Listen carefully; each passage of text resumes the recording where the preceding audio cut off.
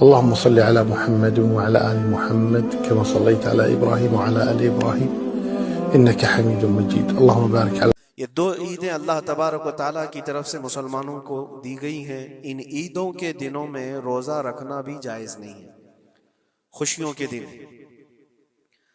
और ये जो अय्याम चल रहे हैं पहली जिलहिज्जा से लेकर 10वीं जिलहिज्जा तक, इसका जिक्र तो अल्लाह ताला ने कुरान में यूं फरमाया, वल फज्रि व लयालिन अश्र, फजर की कसम और 10 रातों की कसम। और वो 10 रातें कौन सी हैं? पहली जिलहिज्जा से लेकर 10वीं जिलहिज्जा तक की रात। ये 10 रातें इतनी अजमत वाली हैं कि अल्लाह खुद इनकी कसम फरमा रहा है, अल्लाह इनकी कसम याद फरमा रहा है। और इन अय्याम में जो अमाल किए जाते हैं अल्लाह की बारगाह में मकबूल होते हैं। ये हुर्मत वाले महीनों में से एक महीना है। ज़माने जाहिलियत में भी इन महीनों में जंग व जिदाल नहीं किया जाता था। कोई भी जंग चल भी रही हो तो ये महीने आते तो जंग रोक दी जाती थी, क्योंकि ये हुर्मत वाले महीने हैं। तो जिलहिज्जा के महीने में हम और आप अभी अपनी जिंदगी की सांसें ले रहे हैं, लेकिन कुर्बानी के मुतालिक जैसे कि लोगों के दिलो दिमाग में एक कॉन्सेप्ट और फिर फैलाया हुआ एक कॉन्सेप्ट और इस्लामी कॉन्सेप्ट, तीनों में क्या चीजों का फर्क है। इस्लाम कौन सी कुर्बानी चाहता है, लोगों ने क्या प्रोपेगेंडा फैलाया है, और अवाम के जहन में क्या बैठा हुआ है, तीनों को हम थोड़ा सरसरी नजर से देखते हैं। सबसे पहली चीज तो ये है, इस्लाम जिस कुर्बानी की बात कर रहा है, कुरान में अल्लाह फरमाता है, लन यनालल्लाह लुहुमुहा वला दिमाउहा, न तुम्हारा गोश्त न तुम्हारा बहाया हुआ खून अल्लाह तक पहुंचता है, वलाकिन यनालुहु तक़वा मिनकुम, बल्कि उसके पीछे जो तुम्हारा तक़वा है वो अल्लाह तक पहुंचता है। तुम्हारी नीयत देखी जा रही है, तुम्हारा इखलास देखा जा रहा है। इसीलिए कहा गया कोई गोश्त खाने की नीयत से कुर्बानी करता है तो उसकी कुर्बानी होगी ही नहीं। गोश्त की नीयत से अगर किसी ने कुर्बानी किया उसकी कुर्बानी ही नहीं है। या फिर अगर ज़बह करने के बाद बेचने की नीयत किया गोश्त में से कुछ हिस्सा, वो तिजारत की नीयत किया हुआ है, तब भी उसकी कुर्बानी नहीं है। कुर्बानी सिर्फ वो है जो खालिस अल्लाह की रजा के लिए करे, जो अल्लाह ताला ने हुक्म फरमाया मुझे और अल्लाह करीम के हुक्म पर अमल पैरा होते हुए मैं कुर्बानी कर रहा हूँ, ये इस नीयत के साथ जिसने कुर्बानी किया उसकी कुर्बानी कबूल है। ये इस्लाम चाहता है आपकी कुर्बानी। और लोगों के दिलो दिमाग में जो अक्सर बैठा हुआ है वो ये है कि मौसम आ रहा है, सब कर रहे हैं तो हमको भी करना चाहिए। और कुछ लोग फैशन के तौर पर, कुछ लोग बच्चों की जिद पर कुर्बानी कर गए। ये लोगों के ज़हन दिमाग में बैठा हुआ है। नहीं मेरे अजीजों, जो मालिक निसाब है उस पर कुर्बानी वाजिब है। यहाँ तक कि अल्लाह के नबी सल्लल्लाहु अलैहि वसल्लम ने इरशाद फरमाया, इस्तिताअत होने के बाद, मालिक निसाब होने के बाद जिसने कुर्बानी नहीं किया, हुजूर फरमाते वो हमारी ईदगाह के करीब भी ना आए। हुजूर अकरम सल्लल्लाहु अलैहि वसल्लम फरमाते वो हमारी ईदगाह के करीब ना आए। उसके लिए दुनिया में ये वईद है तो आखिरत में उसका अजाब और है। तीसरी चीज, जो प्रोपेगेंडा क्या फैला हुआ है कुर्बानी को लेकर, एक बहुत बड़ा प्रोपेगेंडा है। इस्लाम के खिलाफ कुछ भी बात फैलाने के लिए लोगों को सिर्फ एक छोटी सी सुई चाहिए कि उनका एक फैलाया हुआ ये प्रोपेगेंडा कि लाखों हजारों एनिमल्स इसमें काट दिए जाते हैं, ज़बह कर दिए जाते हैं, खून बहाया जाता है, इसका हासिल क्या होता है? जीवित चीजों को मार दिया जाता है। मेरे अजीजों, लोग ये बातें तो सिर्फ और सिर्फ इस्लाम के खिलाफ करने के लिए फैलाते हैं, जबकि मैं आपको बताऊं दुनिया के तकरीबन मज़ाहिब में कुर्बानी का कॉन्सेप्ट मौजूद है। अक्सर दीनों में वो अलग अलग अंदाज है। कहीं बलि चढ़ाना हो गया है, कहीं देवता को कुछ पेश करना हो गया है। कुर्बानी का कई जगहों पर यह कॉन्सेप्ट मौजूद है, लेकिन कोई अपने गरेबान में झांकता थोड़ी ना, दूसरे के घर में झांकने की आदत ज्यादा होती है। इस्लाम की कुर्बानी लोगों को नजर आती है कि मुसलमान जितना प्रैक्टिकल है अपने दीन पर, दुनिया में कोई भी अपने दीन पर इतना प्रैक्टिकल नहीं है। कोई भी अपने दीन पर इस तरह पाबंदी से अमल करने वाला मिलता नहीं। जलन इसी बात की तो है कि कोई पोस्टर नहीं लगाते, कोई ऐलान नहीं करते और जुमा में पूरी सफे इनकी भरी नजर आती। कौन तुम्हें प्रचार करके जुमा में बुलाता है? वो खालिक कायनात की तरफ से तुम्हारा जो लगाव है, वो जो तुम्हें खींच कर घरों से मस्जिदों में लाता है। फितनों का दौर है, उसके बावजूद जुमा में कोई भी मस्जिद ऐसी नहीं होगी जो खाली पड़ी हुई। मुसलमान आज के दौर में भी अपने दीन पर अमल पैरा है और ये तकलीफ का सबब बन जाता है दूसरों के लिए। इसी तरह कुर्बानी के अय्याम आते हैं तो कुछ मॉडर्न ख्यालात वालों को ला करके हमारे दरमियान पेश किया जाता है। वो ऐसी मीठी मीठी बातों के जरिए से तुम्हें लुभाने की कोशिश करें। इतने पैसे खर्चा करने के 40,000 का 50,000 का बकरा लेने से बेहतर है किसी गरीब को मदद कर दिया जाए, किसी का घर बना दिया जाए, किसी का राशन पहुंचा दिया जाए। मियाँ वो साल भर हम करते हैं अल्हम्दुलिल्लाह, कुर्बानी के दिनों में ही क्यों? अल्लाह के नबी सल्लल्लाहु तआला अलैहि वसल्लम की हदीस सुन, हुजूर पाक सल्लल्लाहु तआला अलैहि वसल्लम फरमाते हैं कुर्बानी के दिन यानी जिलहिज्जा की 10, 11 और 12, ये 3 दिनों के अंदर हुजूर फरमाते हैं कोई अमल दुनिया में कुर्बानी से ज्यादा अहमियत अल्लाह के नजदीक नहीं रखता। कोई अमल अल्लाह को इससे ज्यादा प्यारा नहीं है कुर्बानी। और एक बात मैं आपको बताऊं, लोग हमें जालिम की शक्ल में पेश करते हैं कि काट देते हैं, ज़बा कर देते हैं। हम अपनी मर्जी से अगर काटें, अपनी ख्वाहिश के लिए काटें तो हराम है, और जिसने खुद जान डाला है उसके हुक्म पर काटे तो ये हराम नहीं है, ये उसके हुक्म की फरमाबरदारी है। एक बात याद रखो, जानवर तो ये बकरा हो, भैंस हो, ऊंट हो, जिनकी कुर्बानियां होती हैं ये अलग। जो मछली खाते हैं उसमें भी अगर कोई इंटरटेनमेंट के लिए शिकार करता है कि अपनी तफरीह कल्ब के लिए, तो उस मछली का शिकार करना भी हराम है। हाँ, खाने की नीयत है, तिजारत की नीयत है, तो मकसद के तहत अगर मछली पकड़ रहा है तो उसके लिए जायज है। इस्लाम यूं ही किसी चीज की जान लेना और खून बहाने का हुक्म नहीं देता। अल्लाह तबारक व तआला का हुक्म है और उसने कायनात को जिस अंदाज से बनाया है, इन जानवरों को अल्लाह ताला ने हमारे खाने के लिए बनाया है, जिसकी वजह से ये कुर्बान किए जाते हैं।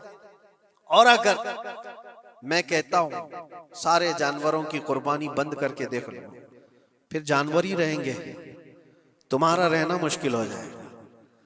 इस्लाम की ये कुर्बानियां तो साल में एक मर्तबा होती है ना, जो एक दिन की जाती है, 10वीं जिलहिज्जा से 12वीं को। अगर नौजवानों में एक दावत देता हूं, जाओ, आज तो AI का जमाना है, कुछ भी पूछो तो ला करके तुम्हारे सामने रख देगा सारा डेटा। जरा ये भी डेटा निकाल करके देख लो कि साल भर में KFC में कितनी चिकन ज़बा होते हैं पूरी दुनिया भर में पर डे। मैकडोनल्ड सिर्फ चिकन ही नहीं बेचता, गाय का गोश्त भी बेचता है पूरी दुनिया भर में, जिसको यहाँ पर भी बहुत सीने से लगा करके रखे गए हैं। पूरी दुनिया भर में उनका इस्तेकबाल है, क्योंकि अमेरिकन कंपनियां हैं, बाप दादा की कंपनियां हैं, इनको कोई आंख नहीं दिखा सकता। और इंटरनेट के डेटा के हिसाब से पर डे 68,000 गाय तो मैकडोनल्ड ज़बा करता है। पर डे की बात कर रहा हूं, साल भर की नहीं। साल भर इनका डेटा बहुत ज्यादा है, मिलियंस में है, और 1 बिलियन से ज्यादा चिकन वहां पर भी कुर्बान होती हैं जो फ्राइड चिकन खाते हैं। ये तो एक कंपनी की बात कर रहा हूं, ऐसी बहुत सारी कंपनियां हैं। तो कभी किसी ने ये एतराज किया कि ये कंपनियां इतने जानवरों को ज़बा करती? नहीं, बकरीद के दिन सबके सींग नजर आते हैं, जानवरों की मोहब्बत उमड़ उमड़ करके आती है। साल भर जो कुर्बान हो रहे हैं, कभी किसी ने ऑब्जेक्शन नहीं किया कि ये सारे आउटलेट्स बंद क्यों नहीं कर दिए जाते, ये सारी दुकानें क्यों नहीं बंद कर दी जाती जो साल भर ज़बा कर रहे हैं। हो सकता है मैकडोनल्ड यहाँ नहीं ज़बा करता गाय को, क्योंकि यहाँ पता है हालात सही नहीं है, लेकिन दूसरी जगह पर जाकर देखें, सब जगह पर बीफ आसानी से उनके यहाँ मिलता है। मैं ये बातें सिर्फ और सिर्फ ये इसलिए कह रहा हूँ फैलाया हुआ प्रोपेगेंडा क्या है, जानवरों से मोहब्बत, ये सिखाएंगे हमें। अल्लाह के नबी सल्लल्लाहु ताला अलैहि वसल्लम फरमाते हैं, बनी इसराइल की एक खातून को मैंने जहन्नम में देखा। किस बुनियाद पर? फरमाते हैं वो इबादत गुजार थी, जाहिदा थी, परहेजगार थी, लेकिन एक बिल्ली पाली हुई थी और उसने कभी इबादत करनी होती तो 2-2 दिन 3-3 दिन तक अपने कमरे में गोशा नशीन हो जाती थी अकेली। और उसने अपनी बिल्ली को एक जगह पर गले से रस्सी लगाकर बांध दी और 3 दिन तक वो अपनी इबादत में रही, मसरूफ रही।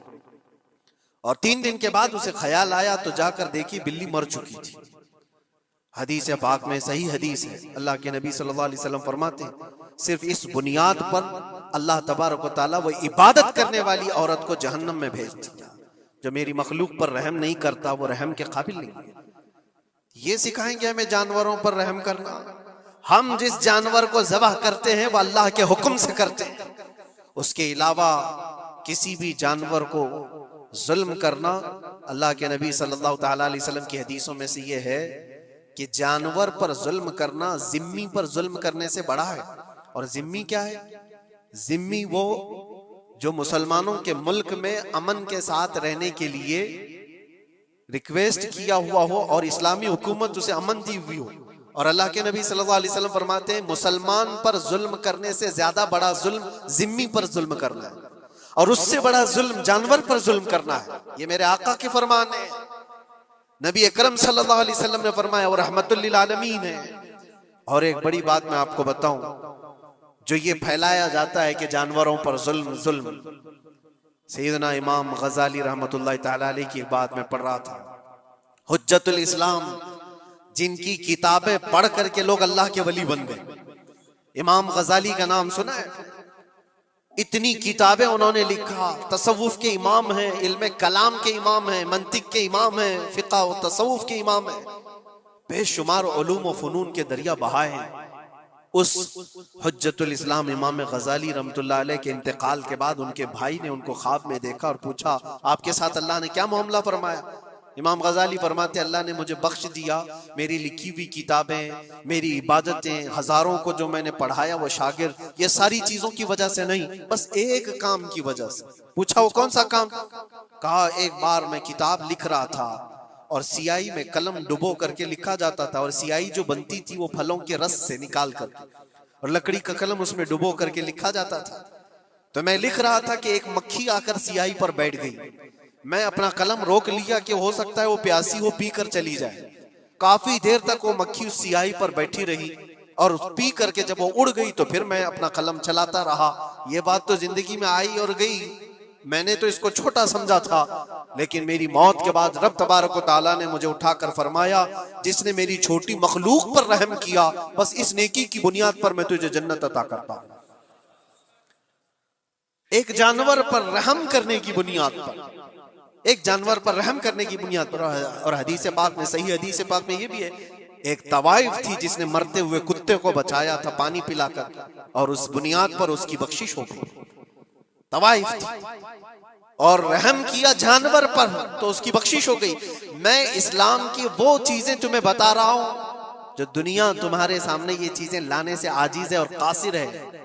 यहां तक कि अल्लाह के नबी सल्लल्लाहु ताला अलैहि वसल्लम ने फरमाया जानवर पर अगर तुमने जुल्म किया है तो जिस तरह से जुल्म करोगे क़यामत के दिन ये अपने सींगों के साथ, अपने खुरों के साथ उठेगा और उसी तरह से उसका बदला भी दिलाया जाएगा। वो तुम्हें मारेगा क़यामत के दिन और बदला लेगा। ये भी हदीस पाक में। जानवर पर हमें उसके चेहरे पर मारने का हुक्म नहीं है, उसको उसकी ताकत से ज्यादा बोझ डालने का हुक्म नहीं है। अल्लाह के नबी सल्लल्लाहु ताला अलैहि वसल्लम के पास एक सहाबी आए, ऊंट पालते थे। कहा एक ऊंट बहुत सरकश हो गया है, और जब ऊंट सरकश हो जाता है ना, किसी की खोपड़ी खींच लेता है, अब वो उसी वक्त सर को पकड़ लिया तो आदमी वहीं खत्म हो जाए। वो किसी के काबू में नहीं आ रहा था, हुजूर के पास आए। रसूल पाक सल्लल्लाहु अलैहि वसल्लम ने फरमाया चलो मैं चलता हूँ, देखता हूँ। सहाबा कहते हैं हुजूर जब चलने लगे तो हमें खौफ हुआ, डर हुआ कि ये ऊंट बिदक गया है, सरकश है, कहीं कुछ नुकसान ना पहुंचा है। और तन्हा मेरे मुस्तफा सल्लल्लाहु अलैहि वसल्लम आगे बढ़ते चले गए। सहाबा कहते हैं हमें डर लग रहा था, लेकिन मेरे अजीजों वो रहमतुल लिल आलमीन है, सबकी रहमत बनकर आए। नबी पाक सल्लल्लाहु ताला अलैहि वसल्लम जब करीब गए तो ऊंट कोई सरकशी नहीं किया, कुछ नहीं। हुजूर पाक सल्लल्लाहु ताला अलैहि वसल्लम के चेहरे के पास अपना मुंह करता है और अपनी जुबान को चपड़ चपड़ चपड़ करते हुए अपनी जुबान हिला रहा है, और हुजूर पाक सल्लल्लाहु ताला अलैहि वसल्लम ऐसे सुनते जा रहे हैं जैसे किसी दानिश्वर की बात सुन रहे हैं। फिर नबी पाक सल्लल्लाहु अलैहि वसल्लम ऊंट के मालिक की तरफ मुतवज्जे हुए और कहा, यह ऊंट तेरी शिकायत कर रहा है, ये ऊंट तेरी शिकायत कर रहा है। ये सरकश इसलिए हुआ कि तू इसकी ताकत से ज्यादा बोझ इस पर डालता है और खाना इसको कम दिया करता है। क्या ये बात सही है? वो जो बद्दू थे, जो ऊंट के मालिक थे, उन्होंने चेहरा झुका लिया और कहा, वादा करता हूं हुजूर पाक सल्लल्लाहु अलैहि वसल्लम से कि उससे ज्यादा, उसकी ताकत से ज्यादा बोझ नहीं डालूंगा और उसका चारा, उसके खाने का इंतजाम रोजाना किया करूंगा। नबी पाक सल्लल्लाहु अलैहि वसल्लम ने उस ऊंट की रस्सी पकड़ी और मालिक को दे दिया। फिर वो ऊंट उसी तरह ताबेदार होकर निकल पड़ा। ये इस्लाम में मेरे आका सल्लल्लाहु ताला अलैहि वसल्लम का अदल तो देखो, उनकी ताकत से ज्यादा का बोझ डालने का हुक्म नहीं है। और दुनिया ये प्रोपेगेंडा फैलाई हुई है कि यहाँ जानवरों को काटा जाता है। जो ज़िबाह करने का हुक्म है वो अल्लाह के हुक्म से। मेरे रब तबारक व तआला ने खुद जान डाली, हमारी जान का भी वही मालिक है, जानवरों के जान का भी वही मालिक है। अगर अल्लाह का हुक्म ना होता तो हमें चूंटी मारने की भी इजाजत नहीं, अल्लाह का हुक्म ना होता तो हमें किसी को भी कुर्बानी करने की इजाजत नहीं होती। ये रब तबारक व तआला का हुक्म है, तो जाहिर सी बात है हम अल्लाह के बंदे हैं। रब तबारक व तआला जानवरों की कुर्बानी का हुक्म दिया, इसलिए हर साल बकरीद में मुसलमान कुर्बानी करते हैं। अगर अल्लाह चाहे तो अपने बेटों की कुर्बानी का भी हुक्म दे दे, और दिया है रब तआला ने, और वो भी करके दिखाया सैयदना इब्राहिम अलैहिस्सलाम। अस्सलातु वस्सलामु अलैका या सय्यदी या रसूल अल्लाह वाला आलिका व अस्हाबिका या खातमन नबिय्यीन।